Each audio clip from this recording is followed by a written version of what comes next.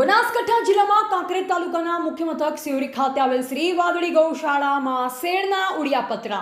મળતી માહિતી પ્રમાણે ઉત્તર ગુજરાતના બનાસકાંઠા જિલ્લામાં ગત રાત્રે આવેલ વાવાઝોડામાં ઠેર ઠેર જગ્યાએ વૃક્ષો ધરાશાયી થયા છે તો ક્યાંક શેરના પતરા ઉડ્યા છે. ત્યારે સિહોરી ખાતે આવેલ શ્રી વાદળી ગૌશાળામાં ગૌમાતા માટે બનાવેલ શેરના પતરા ઉડી જતા ગૌમાતા નિરાધાર બની છે.